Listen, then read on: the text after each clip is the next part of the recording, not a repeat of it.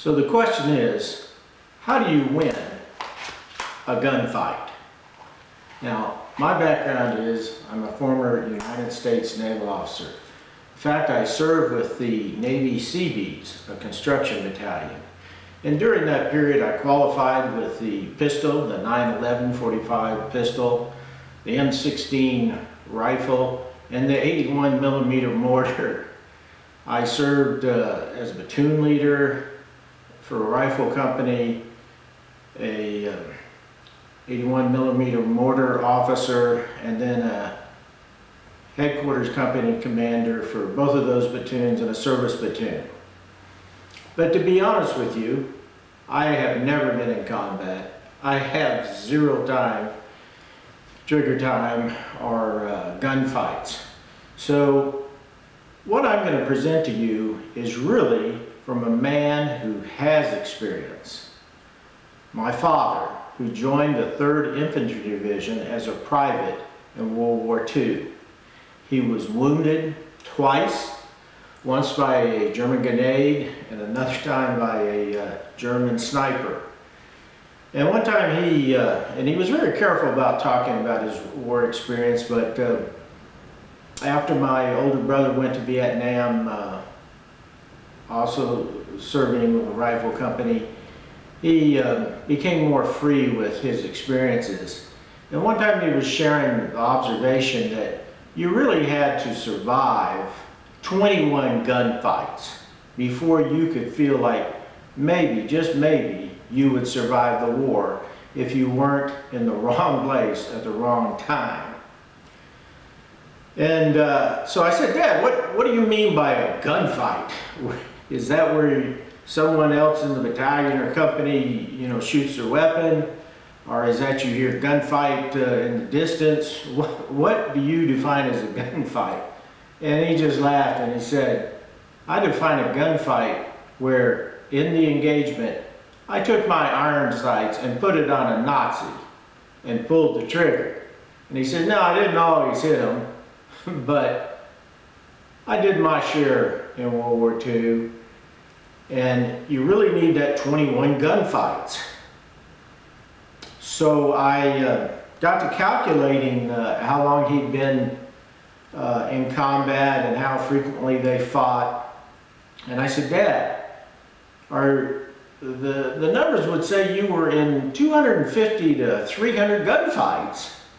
And he thought for a second, he said, yeah, that's about right.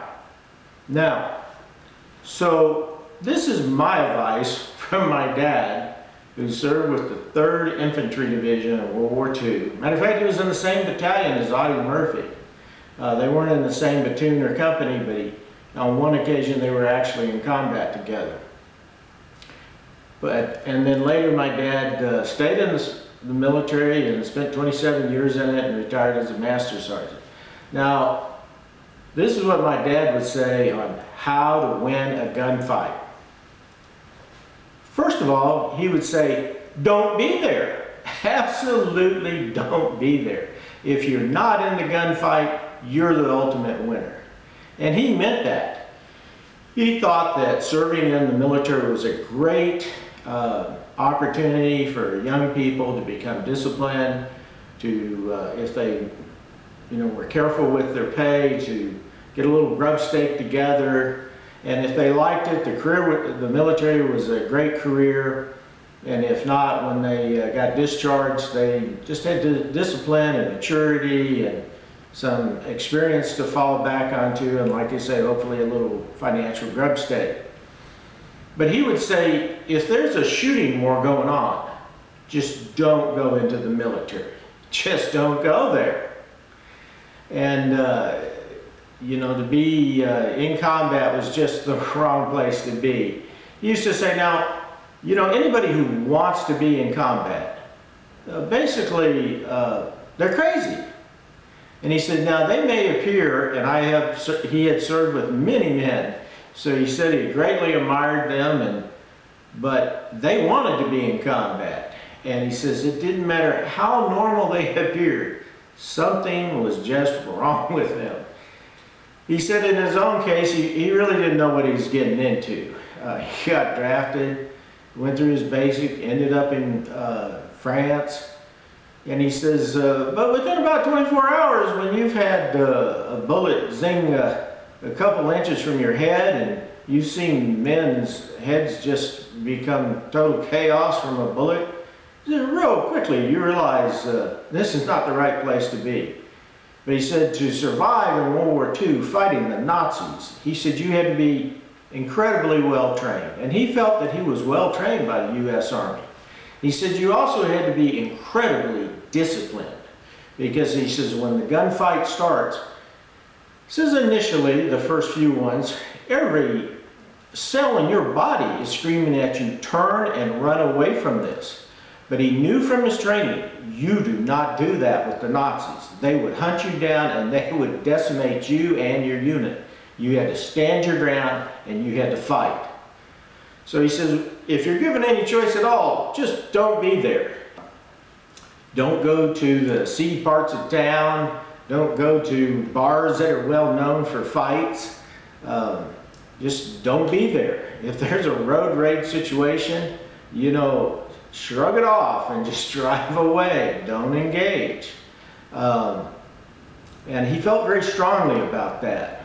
But he would say, now, if there's a point where it's kill or be killed, and by be killed he would extend that to your spouse or your children are going to be raped, or you or them are going to be beaten within an inch of your life. He says once you turn that switch of kill or be killed, then you've got a gunfight on your hands. And he says at that point there are no rules. You kill them as quickly as you can. And it's not like TV. You don't talk to them. You kill them. And he passed away about 15 years ago. But even then he would laugh about how our government had kind of become the nanny state, that they would throw you under the jailhouse for having your dog pee on your neighbor's lawn. But he said, so he would go, I can't imagine what they'd do to you if you killed somebody, even if it was an appropriate action. But he said, basically, once you made that decision, kill or be killed, there's no turning around. And there's no being remorseful about it. You had to do it, you did it. Now, he would talk about, if you're going to have a gunfight, there was really two major strategies that you'd prefer to have. One is, you see the Nazi before he sees you. You put the iron sight on him, you squeeze the trigger on him, and he never knew what hit him. He says that would be a good gunfight. He says another good way to have a gunfight, there's one or two Nazis, and there's 8 or 10 of you from your squad, loaded for bear. You have overwhelming strength. That's a pretty good gunfight. And then he would talk about an analogy or a comparison with the old TV show from, I guess, the 1950s, 60s, and probably up into the 70s, called Gunsmoke. And he said, nobody in his right mind would go into a gunfight on equal terms.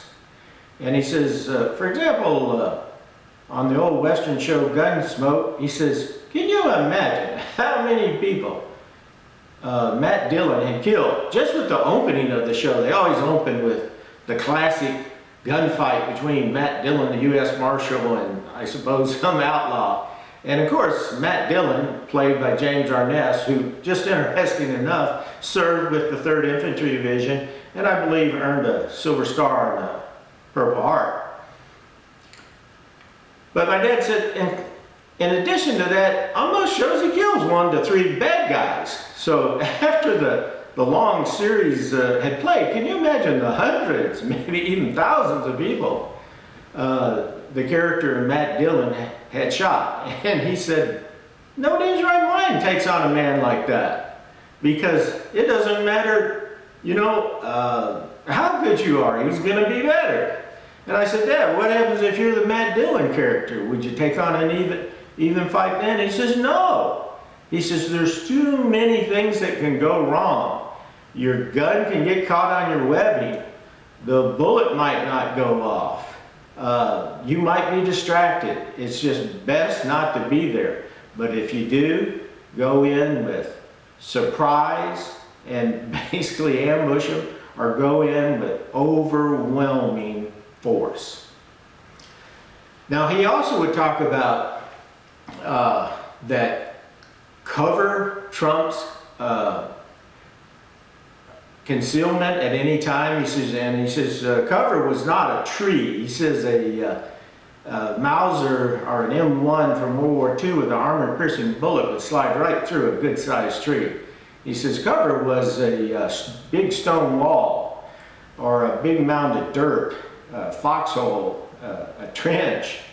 And he says even there sometimes you've got to be able to move quickly, because he says the Germans had this cruiser machine gun they called the Hitler buzzsaw.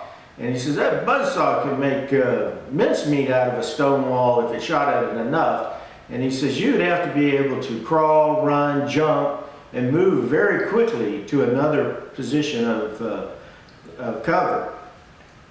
Another thing that was sort of what you wouldn't expect, he said the first 2 weeks in combat with the 3rd Infantry Division, he said nobody wanted to know your name. But he said after about 2 weeks, the old timers that had been with the outfit a long time would take you aside and teach you a few things. So one of the counterintuitive things he was taught was, he said his sergeant explained to them that if a German grenade lands on the ground and a man jumps on it, saving his buddies, well, that was pretty heroic and he deserved the Medal of Honor. But that is not what they wanted you to do. They wanted you, if you were out in the open and the grenade landed, you were to jump away from it, yelling grenade, keep your mouth open, put your ears over, or put your hands over your ears, and try to crawl into your steel helmet. And in all likelihood, if you're outside, it's not going to do much damage. He said when you were inside a closed space like an apartment or a room, and the grenade flew in, they didn't want you to jump on it, because they said there's only so many seconds. There's a certain number of seconds before it explodes after you pull the safety pin out and release it and then toss it. And no man alive is going to hold it to the very last second. So you're going to have 1, 2, maybe 3 seconds before the grenade goes off. So what they wanted you to do was pick up the grenade and throw it out of the window. And they said, now don't bother with trying to throw it back at your Nazi assailant. Just get it out of the room. And he said on 2 occasions he had to do that, and he says while you're doing it you're just following orders. He said it wasn't until afterwards that you realize what a horrendous, scary thing that was. So that was basically his opinion on gunfights. Rule 1, don't be there. If you looks like people are talking you into getting into one, get out of there. Get out of that place. Don't deal with those people. But yes, in the final analysis, killed or be killed, kill them and kill them quickly. He would also talk about, you know, the law nowadays. You have to be awful careful about what's legal and not. As a matter of fact, our county that we live in, the sheriff is a tremendous supporter of the Second Amendment of the U.S. Constitution. And at least once a year, he has one of the sergeants give a class to the general public, anyone who wants to attend it, on the legalities of using a gun. And basically, in my county, unless you think you're going to be killed or gravely felony assault done on you, or somebody's going to get raped, you can't use your gun. And you best be in your house, and no, they don't want you to shoot people for trespassing, for road rage, or any of those things. And also, he's actually, the sheriff, was a big supporter of concealed carry, legal concealed carry. Go down and get your license, get your background check done.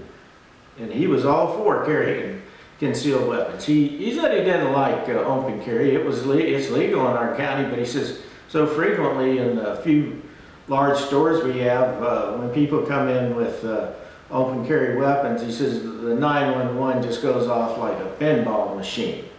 And when his officers show up, yes, it's legal to have the open carry weapon, but invariably the store owner doesn't want you there, and then so you got to leave because the police officer has given you a lawful order to vacate the premises.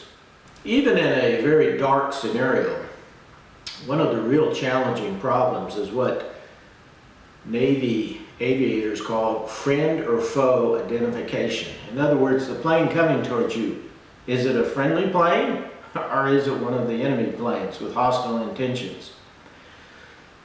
In a dark scenario where sugar had hit the fan or the end of the world as we know it, that'd be a real issue. Now, my father said in World War II, where he served with the infantry, that it was relatively easy. He said anything that was in a Nazi uniform or wore the distinctive Nazi helmet or had a Nazi weapon, not only were you supposed to shoot them, but the U.S. Army would be kind of upset with you if you didn't.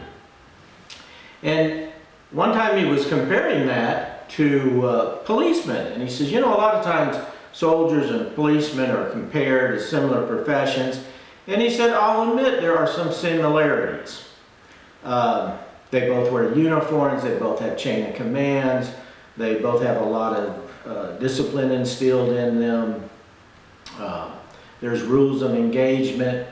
But he says there's an awful lot of differences too. He says as an infantryman, the issue of friend or foe was pretty simple. As I stated, if it had a Nazi uniform, it was A-OK to shoot him.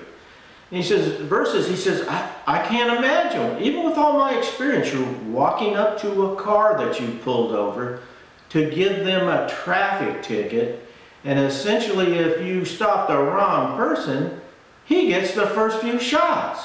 He said, I can't imagine being in that situation. That is no way an advantageous fight for you as the policeman. He says, on the other hand, as a soldier, he says, I had to contend with German tanks coming on me, German fighter planes strafing me, and I don't think policemen have to deal with that. So there are differences. Likewise, you as a civilian in a grid down situation, sugar hits the fan, the end of the world as you know it, how are you going to be able to delineate whether you use your weapon or not, or what sort of force you're going to use? It could be very challenging. And also this notion of without rule of law, are you kidding me? There might, in the darkest scenario, there might be a period where locally there wasn't without rule of law, but eventually the rule of law is going to come back. You know, politicians and government are sort of like cockroaches. You could have a thermonuclear war and somehow they're going to survive it. So there's going to have to be a reckoning, and so I would submit at the very least you conduct yourself with the rules of engagement that existed when there was a rule of law. So that's a World War II veteran's advice on how to win a gunfight. Be prepared.